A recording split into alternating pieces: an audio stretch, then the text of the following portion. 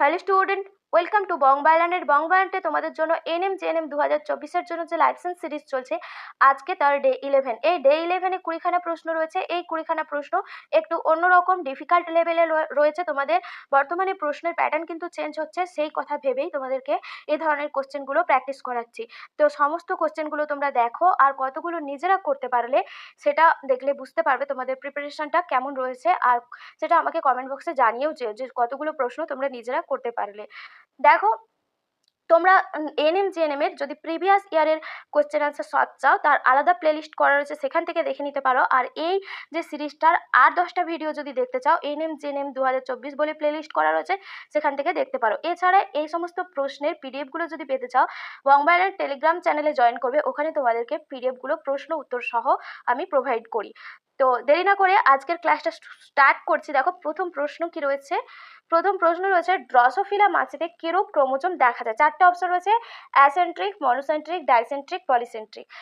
এখানে যে অপশনগুলো দেওয়া রয়েছে, দেখো এই অপশনগুলো ক্রোমোজোমের ভাগ, একটা ক্রোমোজোমে কতগুলো সেন্ট্রোমিয়ার রয়েছে তার উপর ভিত্তি করে এই ভাগগুলো করা রয়েছে। দেখো, অ্যাসেন্ট্রিক মানে যে ক্রোমোজোমে কোনো রকম সেন্ট্রোমিয়ার থাকে না, সেন্ট্রোমিয়ার বিহীন যে ক্রোমোজোম সেগুলোকে বলা হচ্ছে অ্যাসেন্ট্রিক ক্রোমোজোম। আর মনোসেন্ট্রিক যখন ক্রোমোজোমের মধ্যে দুটো বাহুর মাঝখানে একটাই সেন্ট্রোমিয়ার থাকছে, সেটাকে বলা হচ্ছে মনোসেন্ট্রিক। আর যখন একটা ক্রোমোজোমে দুটো সেন্ট্রোমিয়ার অঞ্চল থাকছে, সেই ক্রোমোজোমটাকে বলা হচ্ছে ডাইসেন্ট্রিক। এছাড়া রয়েছে পলিসেন্ট্রিক, দুটোর বেশি যখন ক্রোমোজোমের মধ্যে সেন্ট্রোমিয়ার থাকছে, সেই ক্রোমোজোমটাকে বলা হচ্ছে পলিসেন্ট্রিক। তো এইভাবে তোমাদের ভাগগুলো করা হয়েছে। ড্রসোফিলা মাছিতে ডাইসেন্ট্রিক ক্রোমোজোম দেখা যায়, অর্থাৎ একটা ক্রোমোজোমে দুটো সেন্ট্রোমিয়ার থাকে। তো চলো দুয়ের কোশ্চেনটা দেখে নিই। দুয়ের কোশ্চেনটা দেখো রয়েছে, ক্রোমোজোমের যে অংশ অনুনালিকার সঙ্গে যুক্ত হয়ে কোষ বিভাজনের সময় ক্রোমোজোমের অ্যানাফেজিক চলনকে নিয়ন্ত্রণ করে, তাকে কি বলা হয়? প্রাথমিক খাঁজ, স্যাটেলাইট, গৌণ খাঁজ, কাইনেটোকোর। ক্রোমোজোমের যে অংশ বেমতন্তুর অনুনালিকার সঙ্গে যুক্ত হয়ে কোষ বিভাজনের সময় ক্রোমোজোমের অ্যানাফেজিক চলনকে নিয়ন্ত্রণ করে, তাকে বলা হয় কাইনেটোকোর। অপশন ঘয়েরটা হয়ে যাবে সঠিক আনসার। এরপরে তিনের দাগের কোশ্চেন দেখো রয়েছে, হিমোফিলিয়া রোগের কারণ কি? 4টে অপশন রয়েছে, সেক্স লিঙ্ক জিন, অটোজিন, হোলান্ড্রিক জিন, অটোজোম জিন। তো হিমোফিলিয়া রোগ একটা এক্স ক্রোমোজোম ঘটিত রোগ। এক্স ক্রোমোজোমে রক্ততঞ্চনের ফ্যাক্টর থাকে,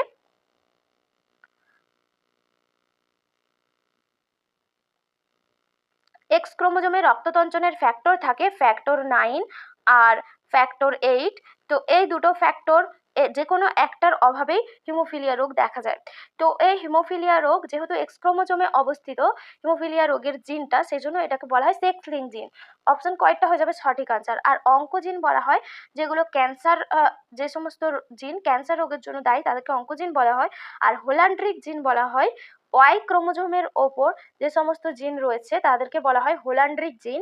আর অটোজোম বলতে সেক্স ক্রোমোজোম বাদে যে 22 জোড়া ক্রোমোজোম রয়েছে, তার মধ্যে যে জিনগুলো থাকে সেগুলোকে অটোজোমাল জিন বলা হয়। তো এই ছিল বাকি অপশনগুলো। 4এর দাগের কোশ্চেনটা দেখো, ভিটামিন সি এর রাসায়নিক নাম চেয়েছে। ভিটামিন সি এর রাসায়নিক নাম কি? Folic acid, niacin, ascorbic acid, retinol. এই ভিটামিনের রাসায়নিক নামগুলো কিন্তু পরীক্ষায় প্রচুর আসে। দেখো, এখানে যে সঠিক অপশনটি হয়ে যাবে সেটি হবে অ্যাসকর্বিক অ্যাসিড। ভিটামিন সি এর অভাবে স্কারভি রোগ হয়। স্কারভি স্কারভি রোগে কি হয়, আমাদের যে দাঁতের মাড়ি থাকে, দাঁতের মাড়ি ফুলে যায়, সেখান থেকে রক্ত পড়ে। এরপরে দেখো বাকি যে অপশনগুলো রয়েছে, এর মধ্যে folic acid, folic acid vitamin B9 এর রাসায়নিক নাম, নিয়াসিন ভিটামিন B3 এর রাসায়নিক নাম, আর রেটিনল ভিটামিন A এর রাসায়নিক নাম। এগুলো একটু খেয়াল করে মনে রাখবে। অনেক ভিটামিনের রাসায়নিক নামই তোমাদেরকে দেয়, তার মধ্যে এই অ্যাসকর্বিক অ্যাসিডটা বেশি পড়ে, রেটিনলও পড়ে। তো সেই জন্য বলে দিলাম। এরপরে রয়েছে দেখো 5এর কোশ্চেনটা, সুন্দরবনকে ওয়ার্ল্ড হেরিটেজ সাইট আখ্যা দেওয়া হয়েছিল কত খ্রিস্টাব্দে? 1997 খ্রিস্টাব্দে, 1987 খ্রিস্টাব্দে, 1992 খ্রিস্টাব্দে, 1973 খ্রিস্টাব্দে। এখানে যে সঠিক অপশনটি হয়ে যাবে অপশন খয়টা, 1987 খ্রিস্টাব্দে। ইউনেস্কো নামক এই সংস্থাটি সুন্দরবনকে ওয়ার্ল্ড হেরিটেজ সাইট বলে আখ্যা দিয়েছিলেন। তো এরপরে 6 কোশ্চেনটা রয়েছে, দেখো একটি নাইট্রোজেনবিহীন উদ্ভিদ হরমোন হলো। নাইট্রোজেনবিহীন উদ্ভিদ হরমোন কোনটি? Auxin, জিবারেলিন, cytokinin, ethylene.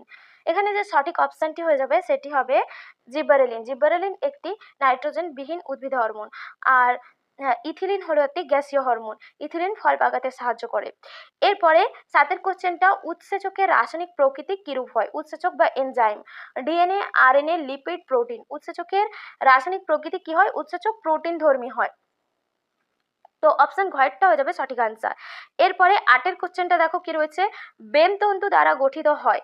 বেমতন্তু ড্যাশ দ্বারা গঠিত হয়? মাইক্রোবডিস, মাইক্রোফিলামেন্ট, মাইক্রোফাইব্রিলস, মাইক্রোটিউবিউলস। এখানে যে সঠিক অপশনটি হয়ে যাবে সেটা হবে মাইক্রোটিউবিউলস। অপশন ঘয়েরটা হয়ে যাবে সঠিক আনসার।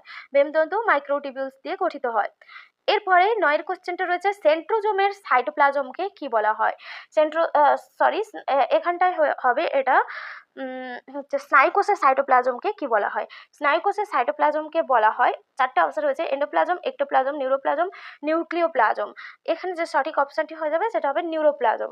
স্নায়ুকোষের সাইটোপ্লাজমকে নিউরোপ্লাজম বলা হয়। আর নিউক্লিওপ্লাজম বলা হয় নিউক্লিয়াসের যে সাইটোপ্লাজম থাকে তাকে বলা হয় নিউক্লিওপ্লাজম। এরপরে 10 কোশ্চেন রয়েছে, দেখো রক্ত হলো তরল যৌগ কলা, ক্ষারীয় প্রকৃতির, বাফার, দ্রবণ, সবগুলোই। রক্ত এর মধ্যে কোনটা? এখানে যে সঠিক অপশনটা হবে সেটা হবে সবগুলোই। রক্ত এক প্রকার ক্ষারীয় তরল যৌগ কলা এবং এটা বাফার দ্রবণ হিসাবে কাজ করে। বাফার দ্রবণ মানে এর কোনো কিছুতেই কোনোভাবেই কিন্তু রক্তে পিএইচ কখনো পরিবর্তন হয় না, সেই জন্য এটাকে বলা হয় রক্তের মধ্যে অ্যাসিড বা ক্ষার যাই যোগ করি এর কিন্তু কখনো পিএইচ এর পরিবর্তন হয় না, তো সেই জন্য একে বলা হয় বাফার দ্রবণ। আর এই রক্তকে তরল যৌগ কলা বলা হয়।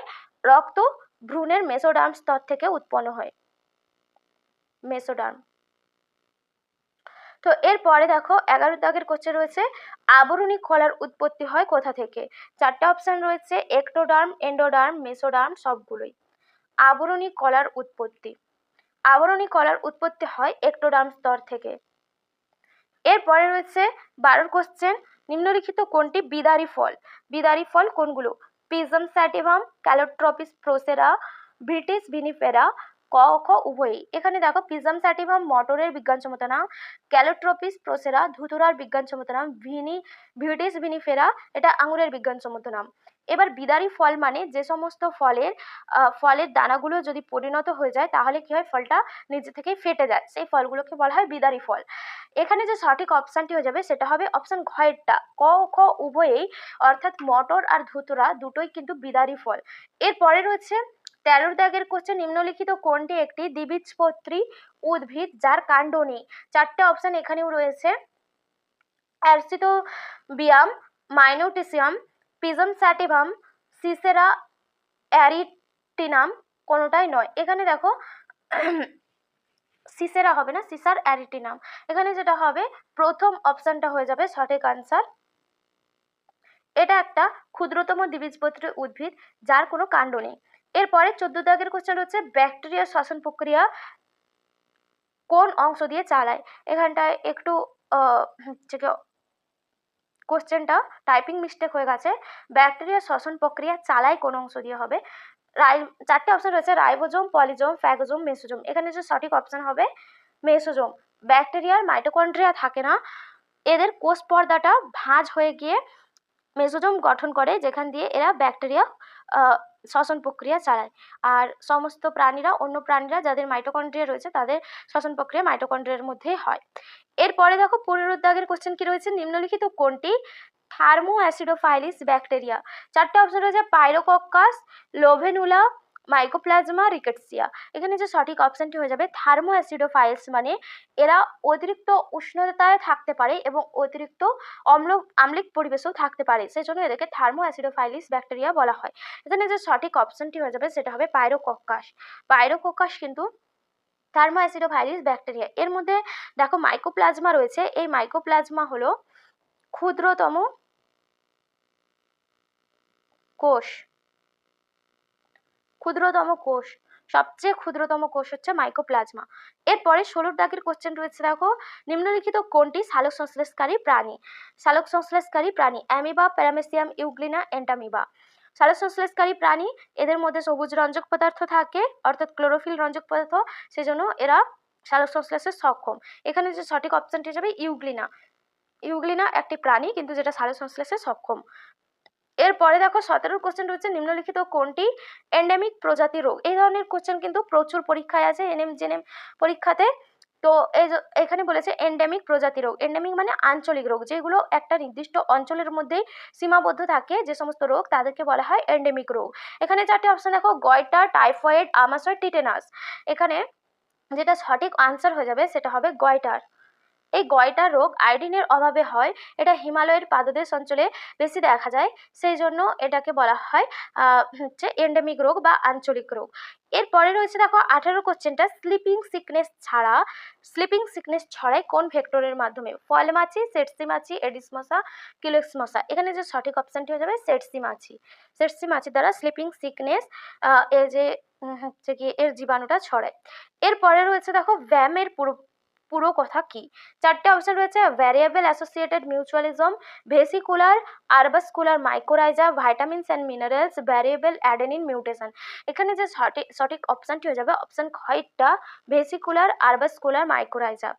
এরপরে রয়েছে দেখো 20 দাগের কোশ্চেন, আজকের লাস্ট কোশ্চেন, নিম্নলিখিত কোন বিটি ফসলটি ভারতে চাষ করা হয়? বেগুন, তুলা, ভুট্টা, সয়াবিন। যেটা সঠিক অপশন হয়ে যাবে অপশন খয়টা, তুলো। তুলো যে বিটি ফসল যেটা ভারতে বেশি চাষ করা হয়। তো এই ছিল তোমাদের 20খানা প্রশ্ন। আজকের প্রশ্নের সেটটা তোমাদের কেমন লেগেছে সেটা কমেন্ট করে জানিও। ভালো লাগলে অবশ্যই একটা লাইক করো, বন্ধুদের সাথে শেয়ার করতে ভুলে যেও না। আবার দেখা হবে নেক্সট ক্লাসে। ততক্ষণ তোমরা সবাই খুব ভালো থেকো, খুব ভালোভাবে প্রস্তুতি নাও। আজকে টাটা।